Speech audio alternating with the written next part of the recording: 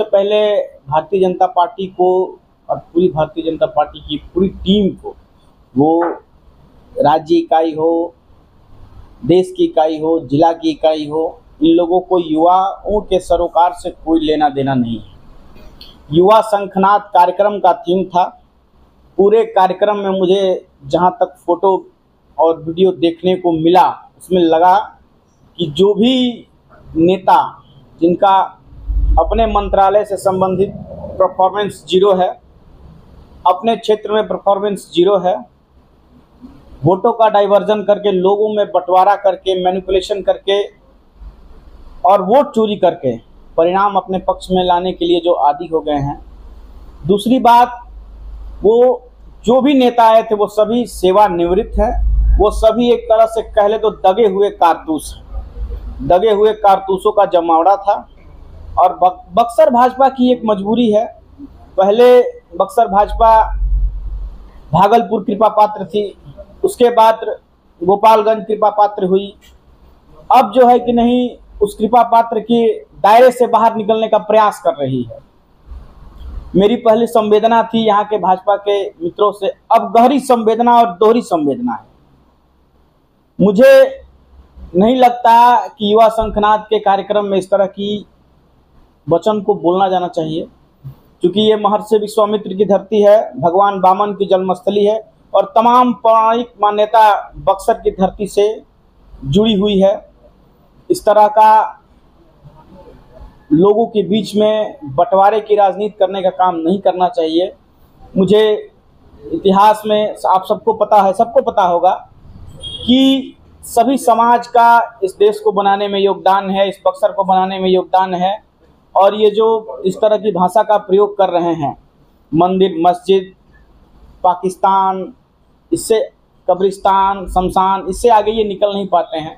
उनको बताना चाहिए था कि जब से जिन 17 महीनों की सरकार में तेजस्वी यादव ने जिन संविदा कर्मियों को नौकरी दिया था, उनकी नौकरी अब चली गई है और वो अपने हक और हकूक की बात कर रहे हैं, तो पुलिस उनको लाठियां मार रही है। इस पे उनको बोलना चाहिए था।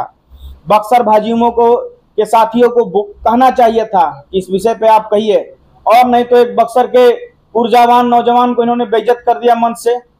मुझे भाई, वो सेवानिवृत्त, वो आईपीएस रहे हैं और आप उनके बारे में इस तरह का शब्द का प्रयोग किया कि कुछ नहीं मिलेगा, तो इनका तो कोई चरित्र नहीं है और युवाओं से इनका कोई सरोकार नहीं है। फिर युवा शंखनाद में आप बता रहे हैं कि सेवानिवृत्त लोगों को बुलाया गया था, युवा शंखनाद नाम क्यों पड़ा? युवा शंखनाद, देखिए, मैंने कहा कि ये बक्सर पूरी भाजपा पहले 10 साल कृपा पात्र रही भागलपुर की, अब गोपालगंज की कृपा पात्र रही, अब उस दायरे से निकलने का प्रयास कर रही है। तो वो जो स्क्रिप्ट मिल जाता है उस पर वर्किंग चल रहा है। मुझे लगता है कि युवा शंखनाद के कार्यक्रम में बताना चाहिए था कि बीपीएससी 4 में 1,20,000 नियुक्तियां, 1,20,000 वैकेंसी थी, इन लोगों ने मात्र 27,000 वैकेंसियां निकाली। अभी भी बिहार सरकार में 4 लाख से ज्यादा सरकारी नौकरियां खाली हैं और ये भर्तियों और नियुक्ति की बात नहीं कर रहे हैं, रोजगार की बात नहीं कर रहे हैं। ये सिर्फ हिंदू, मुस्लिम, मंदिर, मस्जिद, ये इनका चाल चरित्र है और कोई धर्म से भी इनका सरोकार नहीं है। मेरे से ज्यादा और हमसे ज्यादा मैं कांग्रेस पार्टी का कार्यकर्ता हूं, जाति से ब्राह्मण हूं और मैं सत्य सनातनी हूं। बक्सर के ज्यादातर सनातनी वैष्णव संप्रदाय को मानते हैं और ये जीवर स्वामी जी के तपोभूमि है। और ये हड्डी और मांस खाने वाला नेता, इसको जो कहें चौपटाधिराज मंत्री आके यहाँ के, जिसका अपना मंत्रालय में कोई परफॉर्मेंस नहीं है, इस तरह का बेतुका बयान देता है, ये निंदनीय है और इसकी जितनी भी भर्त्सना की जाए कम है। क्या भाजपा में युवा नेता नहीं रह गए? भाजपा में युवाओं की कमी है, इसलिए मंच पे भी मैंने देखा कि दगे हुए कारतूसों से मंच भरी हुई थी। जो लोग ये शतरंज के पिटे हुए प्यादे हैं, एक प्यादा 15 में पीटा गया था और बाकी सब प्यादे तैयारी कर रहे हैं 25 में बक्सर के नौजवानों से पिटने के लिए तैयारी में है, लोकतांत्रिक रूप से। जो बेरोजगारी के दंश को लेकर के युवा जो है साथ छोड़ दिए बीजेपी का। देखिए, मैं आपसे एक बात बता, बेरोजगारी और पलायन और नौकरी से इनका कोई लेना देना नहीं है। मैं आपको बताना चाहूंगा कि इसी महीने की मार्च से बिहार युवा कांग्रेस और पूरी कांग्रेस पार्टी बेरोजगारी और पलायन को लेकर पूरी तरह सजग है। एक पदयात्रा हुआ, पदयात्रा के बाद वोटर अधिकार यात्रा हुआ।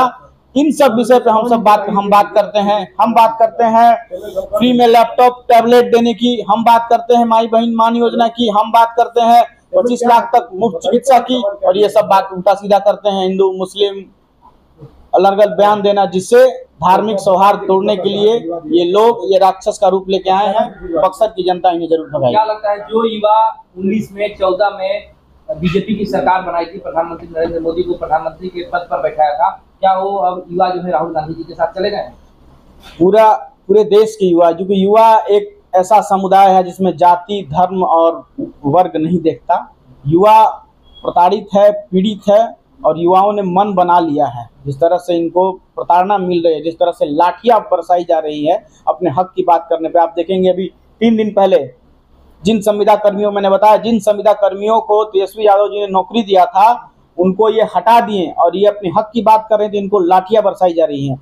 बिहार सरकार के बिहार पुलिस के जो लोग आंदोलनकारी, उन पर लाठियां बरसाई जा रही हैं। कोई भी व्यक्ति आज इस पूरे प्रदेश में अपने हक और हकूक की बात कहता है तो सरकार सुनती नहीं है, मिलती नहीं है, लाठियां बरसाती है और पुलिसिया तंत्र का दुरुपयोग करती है। इस बार क्या होगा विधानसभा चुनाव में?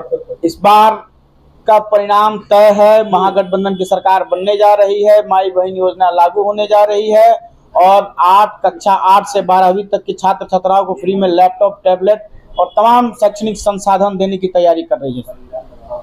धन्यवाद।